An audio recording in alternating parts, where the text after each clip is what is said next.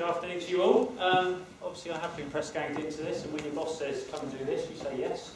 But I must admit, when I was given the title, I thought, okay, this could be an interesting one to go through exactly what has been the challenges over the last couple of years.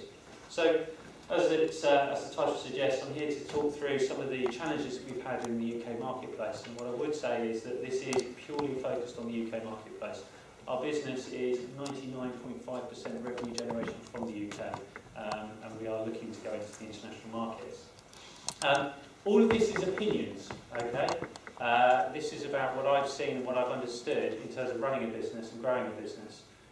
This is not based on information which I've picked up at all, but there are some things which I want to share with you in terms of learnings through the journey that we've been through as an owner-managed business. I'm a recruitment consultant, so I wanted to do something different, so I used Prezi. Sorry, Julie. It's caused a few headaches, but hopefully it will go smoothly. So first of all, I suppose I better tell you a bit about myself. Lovely photo. I am a recruitment consultant. I think it said earlier, I'm not a human capital management, interengaged person, whatever it was that was mentioned earlier by James. I'm a recruitment consultant and proud of it. I'm an old school contract consultant. I'm too impatient to do perm. I started in recruitment back in '97 in the technology marketplace and have grown up through the ranks. I joined ARM in 2000 and actually bought into the company when there was 5 people. So I've been on a journey since then, seeing the organisation grow, going through the ranks as manager, up through ops director, managing director and now CEO, which I'll come on to. When I was asked to talk, I kind of reflected and said, actually, what can I teach or what can I impart knowledge-wise with some of the guys in this room? Because there's a lot of businesses that I've looked up to over the years. I see the MDs and CEOs sat in this room. But when I reflect actually what we've achieved since 2008, it's not been too bad actually. So I'm quite proud of our achievements in terms of as a business. We've grown our bottom line profits by 300% since 2008, and this is our financial years here. And we've seen our NFI increase significantly during that period. So we've done something right. This does come off a period of time when we've had VCs involved in the business as well, so bringing it completely back into an owner-managed organisation. So let me tell you a bit about ARM and what we and who we are. So we were first formed in 1996 by our founder Paul Huntingdon. We are a completely owner-managed business now, back in our reins. And we're a specialist technical engineering and IT recruitment business, purely based on the UK. We've had organic year-on-year growth since inception, and we now have 4 offices in the UK. Predominantly our headquarters is down in Havant in Portsmouth. It's an interesting place in terms of trying to get talent to work for us down there. We have 180 degrees, which is water, so unless we want fish to come and work for us, there is a restricted pool. And there is a number of very large organisations down on the south coast that we compete for good quality staff. As I mentioned, we had VC involvement in the organisation from 2005 to 2008. We grew up very quickly during that time. Anyone who's had VC involvement, it makes running the business significantly different from when there's 3 of you who are owner managers sat around a table thinking, how much money can we invest, or how much money do we want to make? So, the journey we've been on. As I mentioned, we've seen significant growth over the last couple of years. Our turnover now, since this date, in terms of the end of our last financial year, we're now expected to bring or have a turnover of about 120 million. We've now increased our headcount to about 200 staff, and our profit levels are increasing in line with that. But we have put a significant amount of investment back into the business. We have a very strong portfolio, a mix of portfolios, which I think is part of the reason why we've had the success story that we have. So, all in all, I think we've done all right. So, to look back over the period and also to talk about the challenges going forward, I think first of all it's important we recognise those challenges and talk about some of the things we have done, but also some of the things that if I had my time again I would do differently. In our industry, clients are king. It is all about finding clients that are recruiting, about talent shortage. We talked about a war for talent, or not to use that term, but I believe there is a war for talent. It's about how you take the candidates to the marketplace. Through the success of our business, one of the things that we've experienced is relationships are absolutely paramount it is the key to the success of the business development cycle.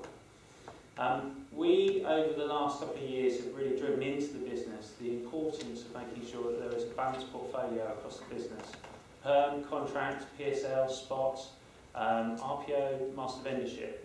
And throughout this period of time, what we have found is that by making sure that our business is structured in such a fashion that it meets the requirements of the client base, i.e.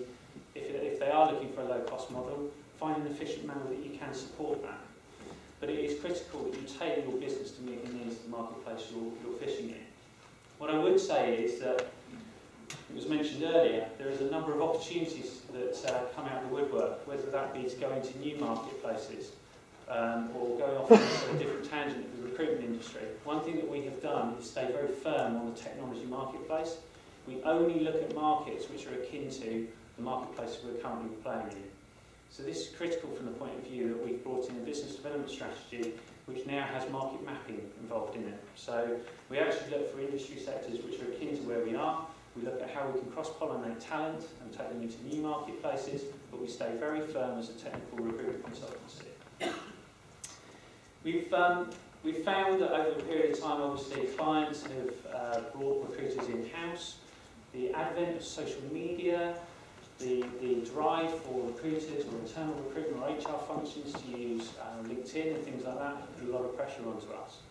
The critical thing is that we've had to go through is educating our clients about what we actually do, making sure they understand that gone are the days that actually, you know, it's not a case of just tapping into your database and finding a CV and then popping it across and expecting a 10-grand fee. They're gone.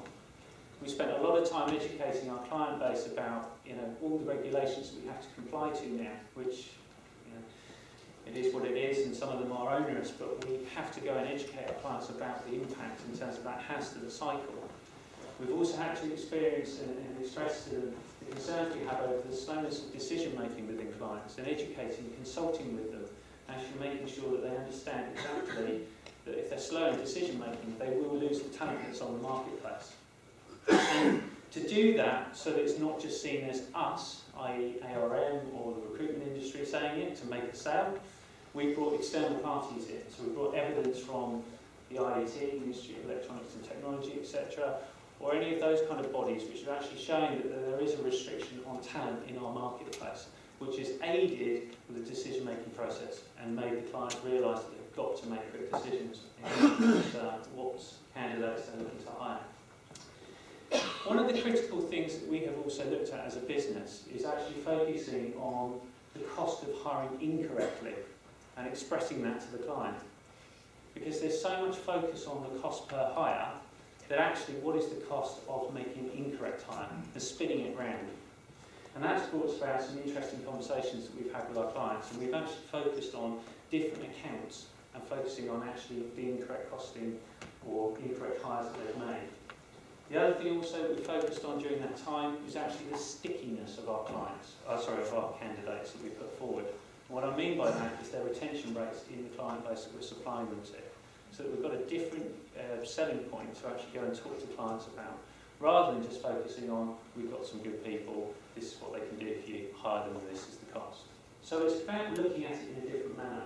But what I would say is that balanced portfolio for us as a business has been absolutely critical to our success. On the flip side of that, candidates are king as well for us in our marketplace. So it's actually the juggling act. And again, how we've structured our business is making sure that we've got as much focus on our candidate base as we have on our client base. And we've driven into our business very much a lot of sales techniques around the search industry that we've brought into our recruitment techniques. Candidates are looking for support. They're uncertain about the marketplace. They're uncertain about the movements they're going to make to new companies. So our role as a recruitment consultancy is to engage and talk and discuss and talk about their career and where they're going. It's also to give them evidence of the types of companies we're talking to them about their stability. It's not just about an extra couple of grand and I'll move for a new role. It's actually about what are the opportunities that lie within that business. And that's the same with contractors nowadays. When I first started in contract recruitment, it was a case that if I offered an extra 50p, they'd jump. doesn't work like that anymore. They want to know about what opportunities lie within the client list they're looking for. And this is one of the challenging things, especially when it comes to the very quick nature in which the e-solutions have come about. And this has been a real challenge for us as a business, because we've ended up with very tech-savvy consultants working within our business and sitting behind email and sitting behind LinkedIn. And actually what we need them to do is to use that to find candidates, but then engage with the candidates via the phone or meeting them, engaging, face-to-face time. And what we've done is we've spent a lot of time educating on the old school recruitment techniques. So for any of you guys there that recognise the phrase "put them in a taxi," going back to the old Tony Byrne days in terms of actually placement 2000 and working through that, controlling the process, managing the process, really taking control in terms of the decision making, and bear hugging your talent. What I would say is put bear hugging the talent into the internet, into Google, and see what you get. There's some interesting pictures back. It's actually a picture of my wife on a holiday in Australia. It's the only thing I could find safe to put up on the screen. Okay. Staff. Now this is really challenging, and I just really don't have any answers for this in terms of actually how to find the best way to motivate people across the board. And one size certainly doesn't fit all. James talked about it earlier. Generation X and Y, totally different. We've gone through some massive challenges as a business. We brought in an advanced learning centre. We've used the apprenticeship schemes. We've brought a best practice team into the business. We've spent an immense amount of money trying to get it right. And we still haven't got it right. But one of the critical things about it is we've got closer to it by actually investing time and effort into our competency models, whether that be from appraisal systems or whether that be from initial hiring. I think we mentioned it earlier, we are intrinsically poor at recruiting for ourselves, but very good at telling everyone else how to do it. But this is where most of the cost goes, and our core asset is our staff. Absolutely, it is our staff. So getting it right and making sure that we know and understand exactly what motivates them is hugely important. And I think one of the critical things for us is the inclusion piece. When the recession hit and when I led the MBO on the business coming out from the VCs in 2008, it was the engagement with the staff that really made a massive difference. We spoke to them about how difficult the environment was going to be. And we spoke to them about the fact that we were all in it together, and our top priority was to protect jobs. And obviously, as an owner-manager business, we could make that decision. Our talent and our retention was the most important of our core assets. So what we did was we engaged the guys. We set a complete plan up for the following couple of years in terms of actually utilising a gain share model as such. And we expressed, and we actually increased bonuses across the business. We brought new bonus schemes in place. But then we did an overarching bonus scheme to the whole business, which said that basically we were happy as a board of directors to make X amount of millions, and above that we would half it with all the staff. And actually it worked exceptionally well, because people started taking more of an interest in actually how well the business was doing in totality, rather than just what was happening at their desk. We've increased the communication across the business.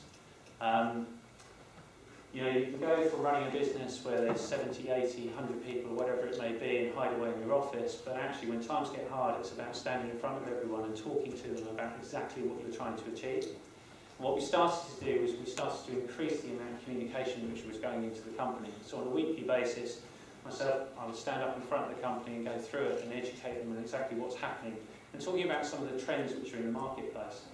If you've got sales guys and girls that are coming in and all they've heard on the news on the way into work is negative news stories, then they will bring it into work. And one of the things we instigated was mood hoovers. We made sure that anyone that was spreading negative news stories around the business was stamped out. And that was purely by self-policing. But we also, at the same time, used some of the analytics tools that we have and we use in the business to flow information into the company, positive news stories, and we use our intranet system to do that, which then actually made people think twice about the fact that it's not all doom and gloom out there. The engagement piece is so important, and the engagement piece through our appraisal system in terms of understanding what people's goals and objectives are.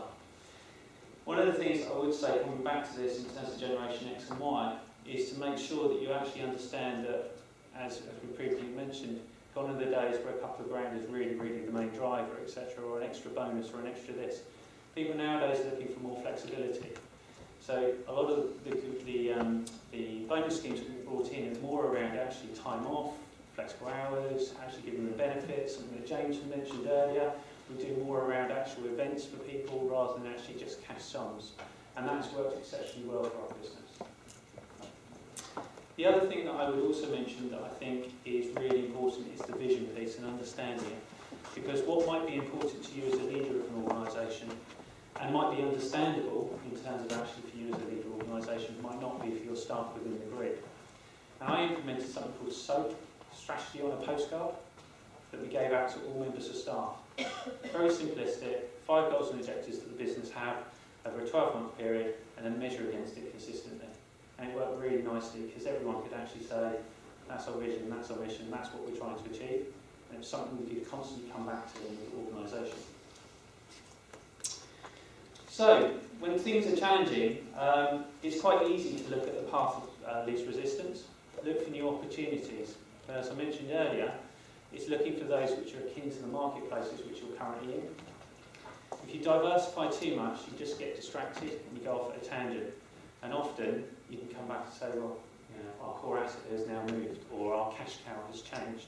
Which is why we actually made the conscious decision to stay focused on the UK, rather than looking outside the UK. Distraction is such a, it's such an easy thing to happen, and I think, the critical point is to make sure you've always got your end goal and objective in mind. Start with the end in mind when you kick on with anything, whether it's starting to go into a difficult marketplace, or indeed when you start to get into challenges with a client. What is it that you're trying to achieve? But regularly reassess all the way through it. One of the things that we as a business have done really, really well was to focus on the short term. What we didn't do so well was to focus on the medium term, and we're paying for it now. And that's looking at scalability of our organisation. And I'll come on and allude to some of the things that we're doing as a business now in terms of to help us scale. But it has been a costly thing we've gone through to get to that position. We have to remember why we're here as a recruitment industry. Social media is rife. Job boards, all of the job aggregators, all those types of things are out there. But actually it's our people. And going back to basics in terms of actually what we provide, in terms of making sure that we are actually instigating and consulting with our clients is the critical thing. It's all about relationships. And that's where our USP sits. So reminding our staff constantly about what they need to do, investing in them, educating them, constantly talking to them about what it is that clients are looking for.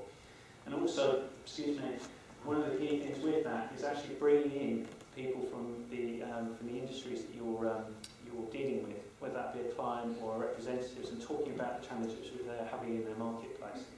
It's really, really important to make sure they're taking that into every conversation they're having. One last thing is I would say that the top of an organisation is a lonely place, boo-hoo to us, but it's important that you find peer groups and you find other people that you can discuss and share those challenges which you've got. We consciously, over the last couple of years, brought Ned's in, we've brought Miles in as well as our chairman, so we've strengthened the board to make sure that we've got some grey hair on the board to give us some knowledge and understanding of exactly what it's like to grow a business. And it's so important in terms of to have that experience with you. Because obviously from my perspective, I've been with the organisation ARM since 2000. I've never worked in a bigger company than the one that actually I'm running. So to have that experience and have that knowledge there to support you goes a long way. Leadership. I think we mentioned it earlier, lead from the front. It's really important. I instigated a plan with our business development piece, which was about me going to see all of the top 20 clients that we had during this period of time. That was significantly challenging, and obviously with the recent comments about what's going on in Europe at the moment with regards to the recession, etc., I think we're going to have some more of these challenging times continuing. But one of the things was to make sure that you're leading by example. You're out there, you're going to see the clients, you're talking to your clients, you're talking to them about your business plans and their business plans, and mapping the two in together. It's really important that you lead from the front, and I think you have to make a decision as a leader of what type of business you want. Is it a lifestyle business you want? If so, then act accordingly. But certainly if you're wanting to kick on in the marketplace as it is today, then you've got to put all the effort into it and drive and lead from the front. Increasing communication across the board is absolutely the most important thing in terms of actually integrating and also speaking to your guys and girls across the board. One of the things that I've made sure is that I have regular coffee chats, as I term, step-up meetings, so you're hearing and seeing what's going on across the board. Because it's really important that you are getting information from the floor about what's happening in the economy, or as they see it in the industry sectors which they're supporting. But also truly what's happening in your culture, because your culture is really, really important. This also aids with my next point, which is about empowering and inspect, don't expect, etc. I made a fundamental mistake in 2008 when we took this significant term loan to buy out the VCs, that I wanted all the decisions to come across my desk. I wanted to make sure, obviously going into a recession and everything being really tricky, that actually anything that was spending money I needed to make a decision on. All it did was actually demotivate my senior management team. So what we started to do more of was coaching, mentoring and going through those decisions together. Now it sounds really obvious, but it's so important that we actually do empower the teams around us. And yes, they are going to make some mistakes, but just make sure they're within the limits and proportions that you can handle. It's one of those things that when we did a 360-degree feedback, which I did with my senior management team, they said empowerment was one of the critical things. And that came through from the appraisal systems as well. So making sure that you've got an empowered team and making sure that they understand what's expected of them is crucial if you want to scale a business, because otherwise kicking on to the next level is a very difficult thing to do. Talked earlier about celebrating successes. No matter how small it is, if it's big in your staff's world, you've got to celebrate it with them. So we have a constant conversation across the business which is about interviewing levels and about placement numbers. Now for a new trainee consultant, a big thing for them is to get an interview. Great, let's celebrate it. And use that in terms of the recognition piece, because that's what drives a lot of the members of staff, is to actually have the recognition. Walking out at the end of the week with a bottle of wine in their hands, to whether it is about the fact they just had a £2,000 bonus. You know, it's all in relative terms in terms of those different levels throughout the business. And different people are motivated in different ways. And as a leader, you've got to accept that and you've got to recognise it and work with it. Last but not least, in terms of the leadership piece, is managing your ambitions. I didn't do a very good job at this. I started running before I could walk. And we've really kicked on in the last 12 months in terms of bringing headcount into the business. That's been a challenge because actually in terms of making sure that you are controlling the way in which they're coming into the business, they're educated and they're getting up to speed as efficiently as they possibly can be. So actually the return on investment piece and making sure that actually there is real clarity of what good looks like and success levels. And sometimes you just need to slow it down and make sure that everything's in place and everything's up to speed before you start adding to it. So with all of these points in mind, I mean, I suppose this most, or the thing to focus on is the fact that simplicity is everything. Above all, in terms of for an owner-managed business like ourselves, cash is king. It's all very well making money, but is it truly making money and is it going through to your bank account? And having MI and BI in place and keeping your bank close to you as well is really important. Fortunately, RBS are our bankers, so they can't really tell me how to run a business. But it's really important. Sorry, anyone here from RBS. But it's really important that you keep them close and understand what you're trying to achieve. I underestimated the importance of our bean counters in the business, and actually having that information that enables me to make decisions and the rest of the management team as well is invaluable. Again, coming back to some of the points that were made earlier with regards to actually analytics, it's really important that you have visibility as a business grows in terms of what's happening in individual areas. So only recently, with a business now of 120 million turnover, we were starting to get P&Ls for the different business sectors. I used to run a P&L of a significant size up to 12 months ago, which is just inappropriate. So mistakes that we've learned. And certainly now we have empowered people to run those P&Ls And again, they're really starting to kick on and make decisions based on true bottom line profit, which is really, really important. It's about sharing the burden. Use the numbers to aid growth, but not disagreeing with the Cube 19 view here. It is about how you use them.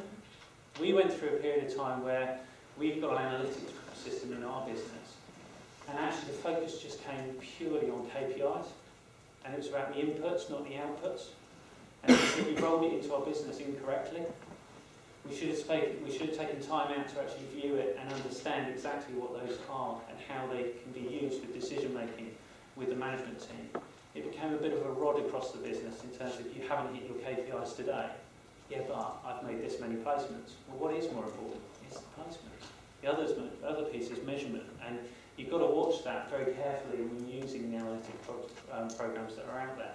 They are exceptionally important to give you intel and understand exactly what's going on, but make sure it doesn't become the thing that actually everyone goes home at the end of the day thinking they've done a good job because they've done X amount of hours on the phone. And again, I think that's the same when it comes to obviously understanding the importance of numbers across your business with regards to, you know, it's quality, not quantity, but it is actually a mix of it. It's really important you do. Culturally, I think as a business, when you scale very quickly and develop very quickly, it's very important that you protect your culture by making sure that you have subcultures in your business, depending on what business area they're looking after or what they're performing in terms of in the industries. And our IBE, our infrastructure built environment, has quite a significantly different culture to our IT recruiters. So actually, simplistically, they're sat at different ends of the scale in terms of in our office space, and they do different things to motivate. And it's really important you think those things through as you're growing. So, if I had my time again, I'd be very careful with regards to green talent plus green talent equals greener talent. Seems very simple and very obvious, but we brought in a lot of training consultants very quickly into the organisation because we had the workload there.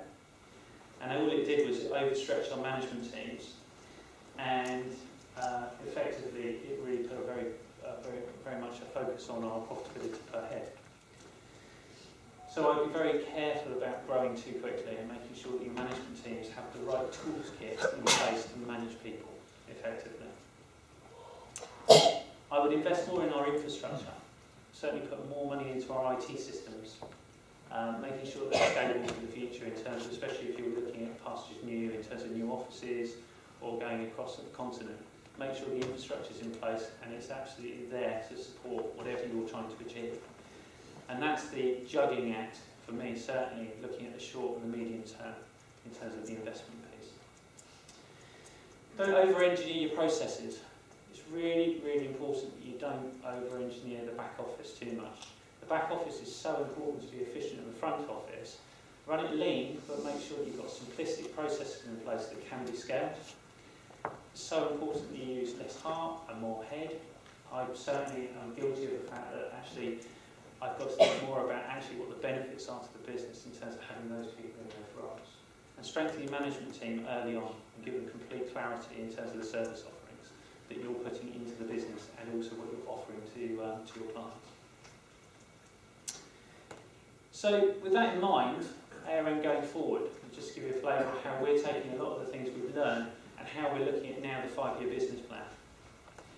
So we're evolving as a group. Advanced Resource Managers, the top logo was actually drawn on the back of a coaster or a beer coaster in the pub. In ARM, the middle logo, we actually did a brand marketing exercise with our guys, marketing workshops, etc., and put that brand together. We're now moving forward into a new group structure which is called Serical. And Serical now has more clarity in terms of its brand offerings to the marketplace. We've grown a reasonable sized business that has a number of different service lines and offerings within it. We're now splitting those out and giving complete clarity in terms of to the marketplace what we do, but also more importantly, we're empowering people across the business to run those organisations with alignment of goals and objectives through a management equity incentive scheme, but also for wealth creation purposes for them as well. Many hands make light work, I suppose, is the simple thing to do. divide and conquer, making it easier for us to actually scale those businesses in individual brands. So in summary,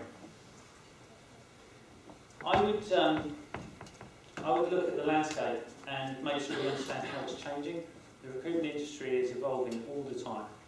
Be really cautious about e-solutions, be really cautious about all the technologies out there, that you don't overburden your consultants and the people working within your business. Just remember what our USP are, or USP is, and that's our people.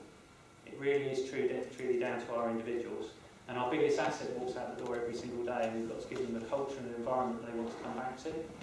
Just remember that's the critical thing, that people buy from people, and our clients are buying from our individuals. Who's the hero? It's a question that we have and a mantra that we have across our business in terms of the management teams. Actually, it's the staff.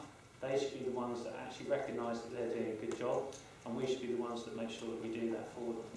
Not the fact that I've led a business to grow to this size. Actually, my team of people back in Havant and across our other sites have done that. Alignment of goals and objectives, complete clarity all the way through it. Make sure that you are regularly looking at and understanding exactly what the objectives are on the short, medium and long term. And make sure you share that with the guys and girls. You know, use something like a strategy on a postcard, so because it gives them the opportunity to celebrate success for the group, not just for them individually. And that's where they feel part of something going forward. When you fail, be honest and open about it, but also make sure that there's a plan in place to actually improve things going forward. And as a leader, you know, I think it's so important that you surround yourself with good people and people who actually understand where your failings are or where your development areas are and how they can help you to make the business more efficient and actually make you better in your role. But again, let's recognise and understand exactly what we are here to do as a consultancy business. We are here to instigate and hold relationships and manage those relationships effectively. And effectively, we're trusted to find good talent for our clients. And that's quite an ask, and it all comes through relationships. So hopefully that's given you a bit of a flavour of who we are and what we're all about, but also how we've developed a successful business over the last couple of years. Thank you.